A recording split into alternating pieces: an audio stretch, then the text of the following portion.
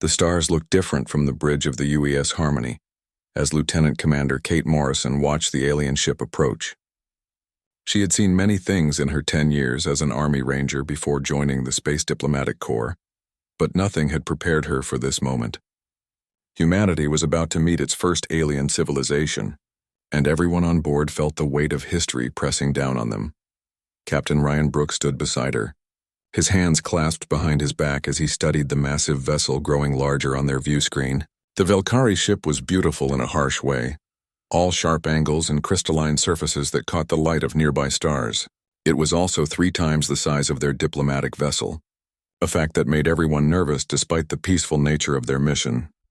They agreed to this meeting, Dr. Lisa Park said from her position at the science station. The xenobiologist had spent months preparing for this encounter, studying every piece of data they had gathered about the Valkyrie Empire. Their transmissions indicated they were curious about our species after observing Earth from their territory. Chief Engineer Carlos Vega looked up from his console where he monitored the ship's systems. Their technology is definitely more advanced than ours. The energy readings from that ship are off the charts, but they haven't powered weapons or shown any hostile intent. Kate nodded, but kept her thoughts to herself. In her military experience, the most dangerous enemies were often those who didn't need to show their weapons. The Valkyrie had been watching humanity for who knows how long, and they had chosen now to make contact. That suggested they either saw humans as harmless or had some other agenda entirely. The communication system crackled to life with a voice that sounded like grinding crystal mixed with wind chimes.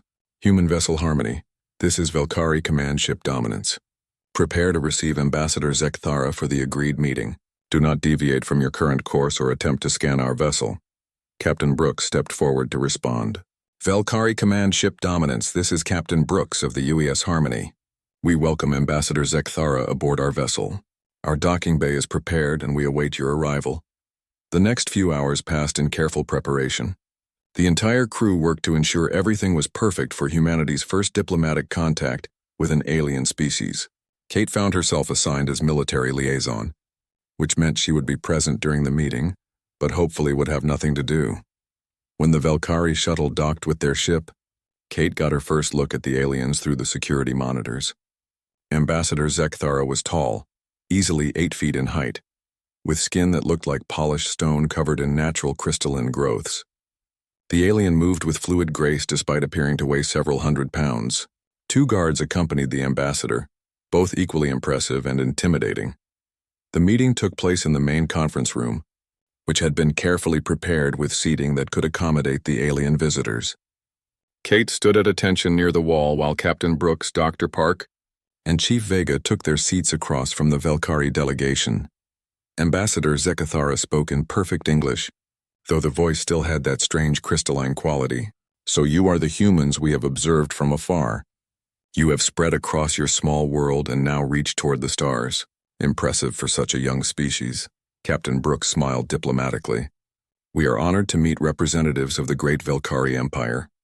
Humanity hopes to learn from your advanced civilization and perhaps find our place among the galactic community. The ambassador's response was not what anyone expected. A sound like grinding rocks came from the alien's throat, and Kate realized with growing alarm that Zekthara was laughing. The 2 guards joined in, creating a noise like an avalanche in the conference room.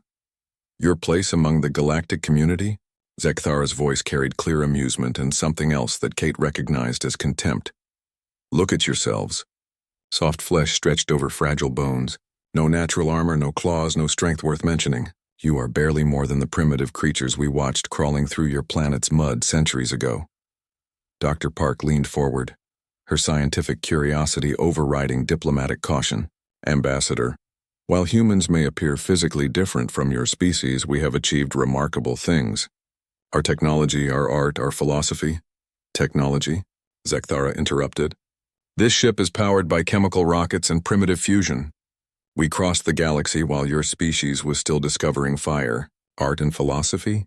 What use are pretty thoughts when facing real challenges? The galaxy is not a safe place for soft creatures who think words matter more than strength. Kate felt her jaw clench but maintained her position. She had dealt with bullies before, both in the military and in civilian life. The Valkyrie ambassador was testing them, trying to establish dominance through intimidation. The question was whether this was just alien psychology or something more dangerous. Captain Brooks kept his voice level, despite the obvious insults. Perhaps our species could learn from each other. Humans have survived and thrived on a world full of predators and natural disasters. We may be physically different, but we have proven our adaptability. Adaptability? The grinding laugh returned. You mean cowering and hiding? Running from stronger creatures instead of facing them? This is not adaptation, Human Brooks. This is cowardice dressed up in pretty words. One of the Velkari guards spoke up, addressing the ambassador in their own language. Kate didn't understand the words, but the tone was clearly dismissive. Zekthara nodded and turned back to the humans. My warrior Krelvok suggests we test your claims of strength and adaptability. The Velkari Empire has standards for species seeking to join our galactic coalition. You must prove your worth through combat trials. Send your strongest warrior to face our weakest cadet in honorable combat. The conference room fell silent, except for the hum of the ship's systems. Kate saw Captain Brooks exchange glances with his officers, clearly trying to figure out how to handle this unexpected challenge. The diplomatic mission was turning into something else entirely. Ambassador, Captain Brooks said carefully, we came here for peaceful negotiations, not combat. Surely there must be other ways to demonstrate humanity's value as potential allies. Combat reveals truth, Zekthara replied flatly. Words lie, but strength cannot be hidden. If humans are too weak to face a single Velkari cadet, then you are too weak to survive in the larger galaxy. We will not waste time protecting species that cannot protect themselves. Kate made a decision that would change everything. She stepped forward from her position by the wall, her movement catching everyone's attention. Ambassador Zekthara, I volunteer for your combat trial. The silence that followed was deafening. Captain Brooks turned to stare at her with obvious alarm. Lieutenant Commander Morrison, you don't have authorization. With respect, Captain, Kate said, keeping her eyes on the Velkari ambassador. This appears to be our only option for continuing negotiations. I accept the challenge. Zekthara's crystalline features shifted into what might have been surprise, followed quickly by amusement. You? A soft-flesh female who weighs less than my arm? This is your strongest warrior? I didn't say I was the strongest, Kate replied calmly. I said I volunteer. The ambassador exchanged more words with the guards, and their grinding laughter filled the room again. Very well, soft-skinned human. You will come with us to our combat station, where you will face warrior Krelvoks in 3 days' time. When you fail, as you certainly will, your species will serve as an example to others who overestimate their abilities. As the Velkari prepared to leave, taking Kate with them, Captain Brooks grabbed her arm. Kate, you don't have to do this. We can find another way. Kate looked at her captain and smiled grimly. Sir, sometimes the only way forward is through. I faced worse odds before. What she didn't say was that she had already begun analyzing the Velkari guards, noting their movement patterns, their apparent blind spots, and the way they carried themselves. The aliens thought they were taking a helpless prisoner to her doom. They had no idea they were about to learn why humans had conquered their world despite being smaller and weaker than almost everything else that lived on it. The Velkari prison cells were carved from the same crystalline material as their ships, creating walls that seemed to glow with their own inner light. Kate sat on the hard bench that served as both chair and bed, studying her new surroundings with the same careful attention she had once used to analyze enemy positions in hostile territory. The cell was clean but sparse, clearly designed to hold prisoners who were considered more curiosities than threats. She was not alone in this section of the detention facility. Across the narrow corridor sat Jorik, a member of the Centaurian species who looked remarkably like a tall, thin human, except for his pale blue skin and large, dark eyes. His clothing marked him as some kind of scholar or academic, and he had been watching Kate with obvious interest since her arrival. In the cell next to Jorik was Vila, a Zephyrian whose cat-like features and quick, nervous movements reminded Kate of a cornered animal. Her species was known for their trading abilities and sharp minds for business, but something had brought her to the same fate as the rest of them. The other cells held representatives of species Kate didn't recognize, all apparently failed candidates for whatever test the Velkari used to judge worthiness. So you are the human who volunteered for the trials, Jorik said, his voice carrying a musical quality that made even simple words sound elegant. That was either very brave or very foolish. I have not decided which yet. Kate looked at the Centaurian scholar with interest. How long have you been here? 6 months by your time measurement, Jorik replied sadly. I came seeking to negotiate trade agreements between my people and the Velkari. Instead, I was challenged to prove Centaurian worth through combat. As you can see, I failed that test rather completely. Vila's ears twitched as she joined the conversation. We all failed, human. The Velkari keep us here as examples of what happens to weak species who dare to approach their empire. They parade visitors through here sometimes to show them the price of overconfidence. Kate absorbed this information while continuing her careful observation of the facility. The guards made regular rounds every 2 hours, always in pairs, always following the same route. Their movements were disciplined but routine, the kind of pattern that developed when people felt completely secure in their environment. Commander Thekmol arrived at her cell with what passed for a meal among the Velkari. He was slightly smaller than Ambassador Zekthara, but still towered over Kate, his crystalline armor gleaming under the prison's artificial lights. In his hands he carried a metal tray with something that looked vaguely edible and a simple metal utensil for eating. Here is your food, soft skin, Thekmol said with obvious amusement. We would not want our entertainment to starve before the combat trials. Though I suppose it matters little, considering what warrior Krelvox will do to you. Kate accepted the tray without comment, but she noticed how Thekmol watched her examine the eating utensil. It was made of some dull gray metal clearly designed to be harmless. The edges were rounded, the point blunted, obviously crafted to prevent prisoners from turning it into a weapon. That is ceremonite, Thekmol informed her, clearly enjoying what he thought was her disappointment. Impossible to sharpen, too soft to hold an edge, completely useless as anything but a tool for eating. We learned long ago not to give dangerous objects to desperate prisoners. Kate nodded thoughtfully and began eating the bland food without complaint. She had eaten worse things during survival training, and the metal utensil felt familiar in her hands despite its alien design. After Thekmol left, still chuckling to himself, she continued her meal while her mind worked on problems the Velkari commander couldn't even imagine. You seem remarkably calm for someone facing certain death in 2 days, Vila observed, her tail swishing nervously behind her. Panic never solved anything, Kate replied simply. She finished eating and stood up, beginning what appeared to be simple stretching exercises. The movement felt good after the long transport from the human ship, and it gave her an excuse to test the structural integrity of her cell. Jorik watched with growing interest as Kate moved through what looked like basic calisthenics. Are you preparing for the combat trials? Always good to stay in shape, Kate said casually, though her movements were far from casual. She was testing every surface, every joint, every potential weakness in the crystalline construction, her hands traced along walls and corners, feeling for stress points and structural flaws that might not be visible to the eye. Over the following day, Kate established a routine that amused the Velkari guards tremendously. She would exercise at regular intervals, performing push-ups, sit-ups, and stretching movements that made them laugh at the futility of a soft human trying to prepare for combat against their superior warriors. What they didn't see was that Kate's exercises served multiple purposes. Each movement allowed her to observe different aspects of the prison, memorize guard rotations, and test the capabilities of her own body in the artificial gravity of the Velkari station. She noted which guards were more alert, which ones seemed bored, and which ones carried their weapons in ways that suggested overconfidence. During her second evening in the cell, Kate made her first real breakthrough. Using techniques learned during her Army Ranger training, she discovered that even the dull ceremonite utensil could be useful with the right application.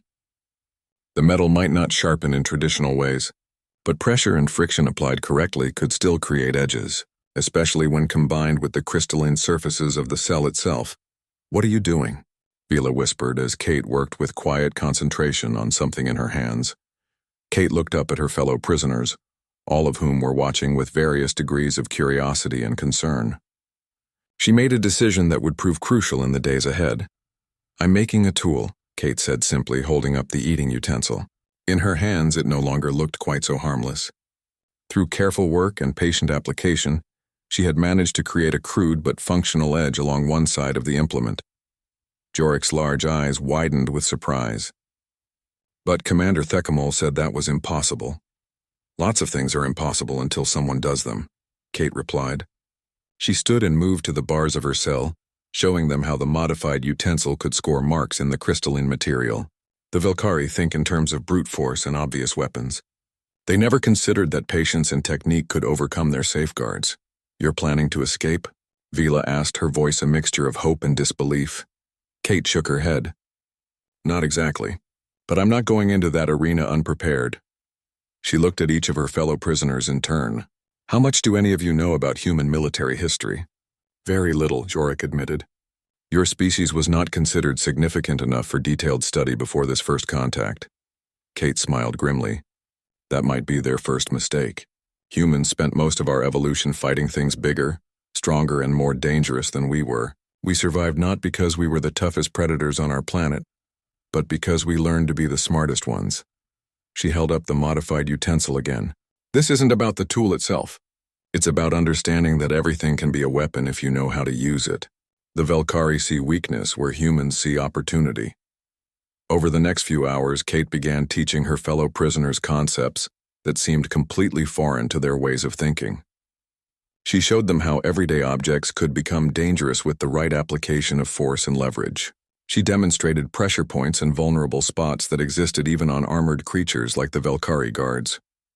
Your species approaches combat like a puzzle to be solved, Jorik observed with growing fascination. Most cultures rely on superior strength or technology. We couldn't rely on either, Kate explained. So we got creative.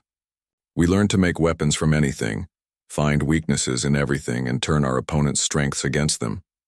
Vila's ears perked up with sudden understanding. Like how water eventually carves through stone. Exactly, Kate said.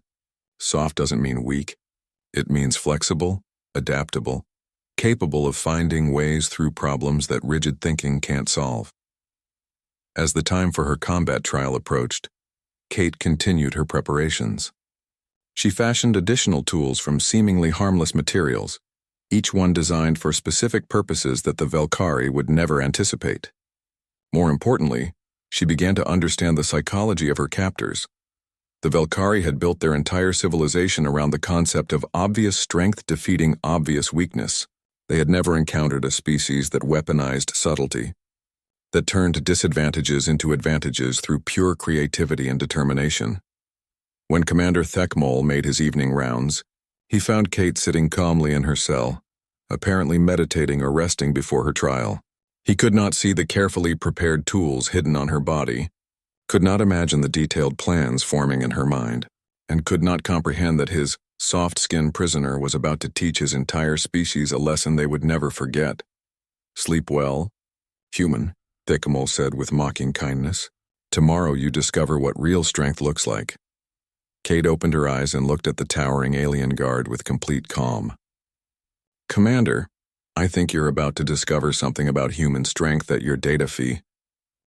Kate woke before the artificial dawn in the Velkari prison, her internal clock perfectly adjusted despite the alien time cycle. The other prisoners were still sleeping, but she could hear the distant sounds of the guards beginning their morning routines. Today would be crucial for her final preparations, and she had much work to do before facing warrior Krelvox in the combat arena. Moving quietly so as not to wake her cellmates, Kate began her morning exercises with movements that looked like simple stretching, but served multiple purposes. Each motion allowed her to check the tools she had hidden on her body, confirm that her improvised weapons were still secure, and test her flexibility for the combat ahead. Jorik stirred first, his large dark eyes focusing on Kate with growing awareness. You seem different this morning, human Kate, more focused somehow. Every day is different when you know it might be your last, Kate replied softly. She had grown to like the scholarly Centaurian over their time together. His quick mind and genuine curiosity reminded her of some of her favorite instructors back on Earth. Vila stretched in her cell, her cat-like reflexes already alert, despite having just awakened. The guards will bring news about your combat trial soon. Are you truly prepared for what warrior Krelvox will do to you? Kate paused in her movements and looked at both of her fellow prisoners. That depends on what you mean by prepared. If you mean am I stronger than a Velkari warrior, then no. If you mean do I have a plan that might work, then yes. The sound of approaching footsteps echoed through the detention area. and Commander Thekmol appeared with his usual escort of guards. His crystalline features seemed particularly amused this morning, and Kate suspected he brought news about the combat arrangements. "Rise and greet your final morning. Soft skin," Thekmol announced with obvious pleasure. "Warrior Krelvox has agreed to face you in the Grand Arena tomorrow at midday. He is curious to see how long a human female can survive against a true Velkhari fighter." Kate stood and moved to the front of her cell with calm dignity. "I appreciate Warrior Krelvox's interest. Will I be permitted to observe the arena beforehand, or will I be going in blind?" Thekmal's grinding laugh filled the detention area. "You may observe the arena this afternoon during your final meal period. Not that it will matter. The Grand Arena has seen the defeat of stronger species than yours." After the guards left, Kate found herself surrounded by curious faces from all the occupied cells. Word had spread that the human was actually going through with the combat trial, and species who had given up hope were now watching her with a mixture of admiration and pity. "Kate," Jorik said quietly, "I have been thinking about the things you taught us yesterday, about finding weapons in ordinary objects and using an opponent's strength against them. Could you show us more?"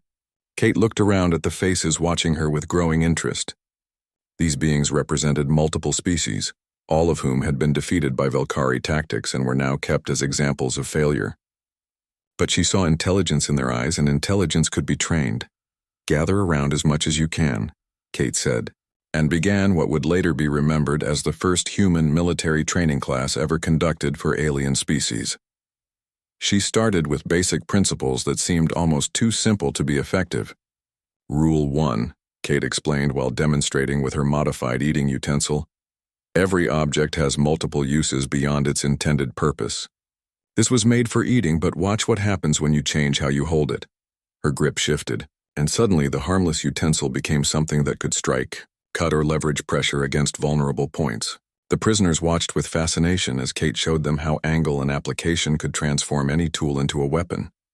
"Rule 2, she continued. "Size and strength mean nothing if you can't hit your target. Speed, accuracy, and timing will defeat raw power every time." She demonstrated footwork patterns, showing how movement and positioning could turn an opponent's charge into a vulnerability. Jorik proved surprisingly quick to understand the concepts. His scholarly mind approached combat like a mathematical problem, analyzing angles and leverage points with the same precision he might apply to academic research. "This is fascinating," he said. "You treat fighting like a science rather than simple violence." "Because it is a science," Kate replied. "Humans spent thousands of years developing these techniques because we had to. We were never the biggest or strongest creatures on our planet, so we learned to be the smartest." Vila's trading instincts helped her grasp the psychological aspects of Kate's lessons. "You're talking about making your opponent think they understand the situation when they actually don't." "Exactly," Kate said. "Let them see what they expect to see while you prepare something they can't anticipate." As the day progressed, Kate continued teaching while also gathering crucial intelligence about her upcoming opponent. The other prisoners shared everything they knew about Velkhari combat techniques, armor weaknesses, and the layout of the Grand Arena where she would face Krelvox. "The arena is circular with a smooth floor," explained Renth, a member of the insectoid species who had observed several combat trials before his own failure. "There are no weapons provided, and no obstacles to use for cover. It is designed to favor direct confrontation." Kate absorbed this information while continuing her instruction. "Then I'll have to create my own advantages," she said simply. When the afternoon arrived, Commander Thekmol escorted Kate to observe the Grand Arena as promised. The space was impressive in its stark simplicity. A perfect circle of polished stone surrounded by tiered seating that could hold thousands of spectators. The floor showed scorch marks and impact craters from previous battles, evidence of the violence that had taken place here. "Many have stood where you stand now," Thekmol informed her with satisfaction. "All have fallen to superior Velkhari strength. Warrior Krelvox has never lost a combat trial." Kate walked the perimeter of the arena, her trained eye cataloging every detail that might prove useful.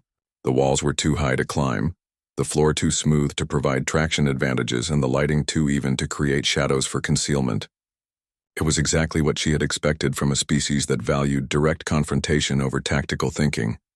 "It's perfect," she said quietly, causing Thekmol to look at her with confusion.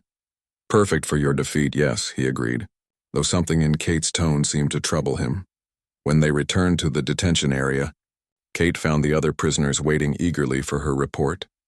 She described the arena layout while continuing her informal training session, showing them how even the most disadvantageous terrain could be used by someone who understood the principles of adaptive combat, the Rior. Velkhari have designed an arena that eliminates every advantage except strength and armor, Kate explained, which means they've also eliminated every distraction from what I need to do. That evening, as the detention area settled into its nighttime routine, Kate made her final preparations.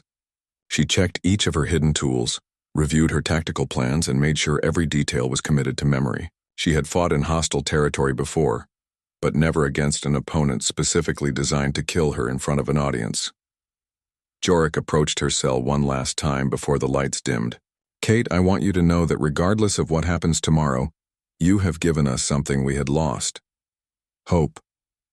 Kate looked at the scholarly Centaurian with genuine warmth.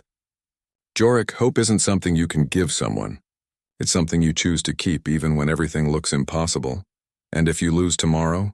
Vila asked from her cell, her voice carrying concern that surprised Kate with its sincerity. Kate smiled with the same calm confidence she had shown since her arrival. Then I'll make sure that Warrior Krelvox remembers exactly what it feels like to fight a human. And maybe that will be enough to change how the Velkhari think about soft species who refuse to give up. As the detention area fell silent for the night, Kate lay on her hard bench and reviewed everything one more time. Tomorrow she would step into an arena designed to showcase Velkhari superiority, facing a warrior bred for combat against a species that had conquered their own world through intelligence and determination. The Velkhari expected to see a soft human female crushed by superior strength. Instead, they were about to discover why humans had become the apex predators on a planet full of creatures that were bigger, stronger, and more naturally armed than they were. Kate closed her eyes and began the mental preparation techniques she had learned during her most dangerous missions. Tomorrow would test everything she had learned about combat, strategy, and the unbreakable human will to survive. The Velkhari thought they were witnessing an execution. They had no idea they were about to receive an education. The grand arena buzzed with excitement as thousands of Velkhari spectators filled the tiered seating, their crystalline bodies creating a glittering wall of anticipation around the combat floor. Kate had never performed in front of such a large audience, but the noise reminded her of sporting events back on Earth, except these beings had come to watch her die for their entertainment. Ambassador Zekthara occupied the place of honor in the viewing area, surrounded by dignitaries from various alien species who had come to witness what they believed would be humanity's humiliation. Kate could see Captain Brooks and her crewmates from the Harmony in a secured section, their faces tight with worry despite their efforts to appear confident. Commander Thekmol escorted Kate to the arena entrance, his usual mocking demeanor replaced by something that looked almost like anticipation. Are you ready to face reality, Softskin? Warrior Krelvox awaits you in the arena, and he has not eaten today so that his hunger will make him more aggressive. Kate looked at the towering Velkhari commander with perfect calm. She had spent the morning in meditation and final preparation, and every tool she would need was hidden on her body in ways the guards had never thought to search. I appreciate the information, Commander. Hungry opponents often make tactical mistakes. Thekmol's crystalline features shifted with confusion at her response, but before he could reply, the arena's announcement system activated. The voice that echoed through the massive space spoke in several languages, ending with English for the benefit of the human observers. Citizens of the Velkhari Empire and honored guests, witness now the combat trial between Warrior Krelvox of the 4th Battle Clan and the human female who dares to challenge our strength. Let this demonstration remind all species of the price of overestimating their abilities. The crowd's roar intensified as massive doors on the opposite side of the arena ground open. Warrior Krelvox emerged like a force of nature, standing nearly 9 feet tall with crystalline armor that had been polished to mirror brightness. His claws gleamed with razor sharpness, and his movements carried the fluid confidence of someone who had never lost a battle. Kate walked onto the arena floor from her entrance, and the contrast was stunning. Where Krelvox was a mountain of armored strength, she appeared tiny and vulnerable, a soft human female who barely reached the warrior's chest. The crowd's laughter and jeering comments filled the air as they anticipated a brief and decisive victory for their champion. But those who watched carefully might have noticed that Kate's movements held a different quality than the other failed challengers they had seen. She walked with the balanced stride of someone completely aware of their surroundings, her eyes scanning the arena not with fear but with tactical assessment. Krelvox spoke in the grinding voice typical of his species, though his words carried the arrogance of certain victory. So you are the soft creature who believes she can face Velkari's strength. I will make your death quick as a kindness to your primitive species. Kate stopped at the center of the arena and looked up at the massive warrior without flinching. Thank you for the courtesy, Warrior Krelvox. I promise to make this educational for everyone watching. The formal combat protocols required both fighters to acknowledge their readiness before the trial could begin. Krelvox raised his clawed hands and roared his acceptance, a sound that echoed through the arena like thunder. Kate simply nodded to the officials and settled into a stance that looked deceptively casual. When the signal came to begin, Krelvox charged forward with the devastating directness that had won him every previous battle. His massive form covered the distance to Kate in seconds, claws extended to end the fight with a single overwhelming attack. Kate was not there when the claws arrived. Her movement was so quick and precise that many spectators missed it entirely. One moment she stood directly in Krelvox's path, the next she was 3 feet to his left, causing the warrior's charge to carry him past her intended target. The crowd's cheers faltered slightly as they processed what they had just witnessed. Krelvox spun with impressive speed for such a large creature, but Kate had already moved again. She stayed just outside his reach, her footwork making it appear as though she was dancing around the increasingly frustrated warrior. Each time he lunged forward, she was somewhere else, and each miss made him more aggressive.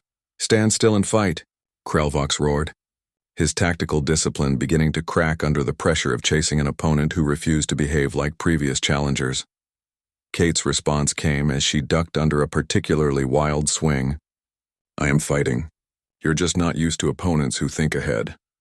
The crowd's amusement was turning to puzzlement as minutes passed without their champion landing a single blow.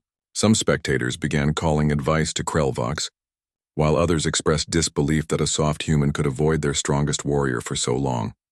Ambassador Zekathara leaned forward in his seat, his confidence shaken by what he was witnessing.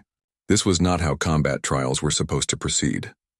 The human should have been crushed in the first exchange, not leading their warrior in an increasingly frantic chase around the arena. Kate had been studying Krelvox's movement patterns since the fight began, and she was beginning to see the flaws that raw strength couldn't overcome. His attacks were powerful but telegraphed, his footwork designed for forward momentum rather than quick direction changes, and his anger was making him increasingly predictable. When Krelvox made another charging attack, Kate finally stopped retreating. Instead, she stepped forward at the last possible moment, moving inside his guard where his massive claws couldn't reach her effectively. Her first real strike landed against a joint in his crystalline armor, precisely placed to cause maximum impact with minimum force. The warrior stumbled, shocked by the sudden pain in his knee. He had expected the human's attacks to be weak and ineffective, not surgically precise strikes against his most vulnerable points. Kate had already moved away before he could react. But the message was clear to everyone watching. The human knew exactly where and how to hurt a Velkari warrior. The arena fell silent except for Krelvox's heavy breathing and the soft sound of Kate's footsteps as she circled her opponent. The entertainment had become something else entirely, and neither the crowd nor their champion was sure what was happening. Krelvox's next attack was more cautious, but Kate had seen enough of his techniques to predict his movements. When he extended his claws in a grabbing motion, she was ready with one of her improvised tools, a sharpened piece of ceremonite that found the gap between his armor plates. The warrior's roar of pain and surprise echoed through the arena as he realized that the soft human had actually wounded him. Dark fluid seeped from between his armor segments, and for the first time in his career, Krelvox began to understand that he might not win this fight. Kate stepped back and looked directly at Ambassador Zekathara in the viewing area. Your warrior is strong and skilled, she called out clearly. But strength without strategy is just noise. When Krelvox charged again, his desperation overriding his training, Kate was ready for him. She used his own momentum against him, guiding his massive form toward the arena wall where his claws became embedded in the stone. For a few crucial seconds, he was trapped and vulnerable. Kate's final attack was a combination of every tool and technique she had prepared. Pressure points, leverage, and precise application of force all came together as she demonstrated why humans had become masters of defeating larger and stronger opponents. Warrior Krelvox, champion of the 4th Battle Clan and veteran of countless victories, crashed to the arena floor in defeat. The sound of his fall echoed through the suddenly silent grand arena like the closing of a book. Kate stood over her fallen opponent, breathing hard but victorious. She looked up at the thousands of spectators who stared back in stunned disbelief, then spoke in a voice that carried clearly through the silence. "We are not soft," she said, her words reaching every corner of the arena. "We are adaptable, and that makes us far more dangerous than you ever imagined." The silence in the grand arena stretched for what felt like hours but was probably only seconds. Thousands of Velkhari spectators stared at the impossible scene before them, their champion warrior lying defeated on the arena floor, while a small human female stood victorious above him. The sound of their collective breathing was the only noise in the vast space. Ambassador Zekthara rose slowly from his place of honor, his crystalline features reflecting confusion and something that might have been fear. He had built his entire understanding of galactic politics on the simple principle that strength defeated weakness, and what he had just witnessed threatened to shatter everything he believed about the natural order. Kate helped Warrior Krelvox to his feet, supporting his weight despite being a fraction of his size. The defeated warrior looked at her with something approaching wonder, as if he was seeing her species for the first time. Dark fluid still seeped from his wounds, but Kate's strikes had been precise enough to disable without causing permanent damage. "How?" Krelvox asked, his voice barely above a whisper. "Your species is soft, weak, without natural weapons or armor. How did you defeat me?" Kate looked up at the towering warrior with respect rather than triumph. "Because soft doesn't mean weak, and adaptation is the strongest weapon any species can possess. Your people never learned to fight enemies who think differently than you do." Captain Brooks and the crew of the Harmony were escorted down to the arena floor, their faces showing relief mixed with amazement. Dr. Park immediately moved to examine Kate for injuries while Chief Vega stared at the defeated Velkhari warrior with obvious disbelief. "Kate," Captain Brooks said quietly, "when you volunteered for this, I thought you were committing suicide. How did you know you could win?" "I didn't know I could win," Kate replied honestly. "But I knew that losing while fighting smart would teach them more about humanity than winning through dumb luck ever could."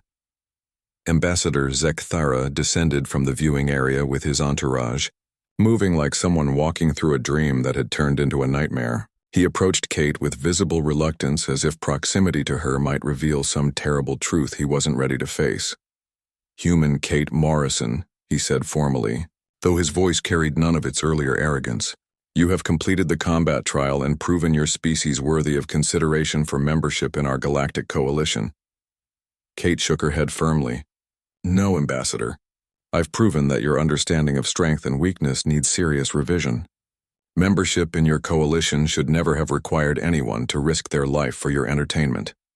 The ambassador's confusion deepened at this unexpected response. "But you won the trial. You have earned the right to negotiate on behalf of your species." "What I've earned," Kate said clearly, her voice carrying to the spectators who were listening intently to every word, "is the right to teach your warriors why they lost today, and why every other species you've dismissed as weak might surprise you if you give them the chance." Over the following days, the detention area of the Velkhari station transformed from a prison into something resembling a military academy. Kate had been given new quarters more appropriate for an honored guest, but she chose to spend her time with the other prisoners who had become her first students in what she called adaptive combat techniques. Jorik proved to be her most dedicated student, approaching each lesson with scholarly precision and asking questions that forced Kate to think deeper about her own training methods.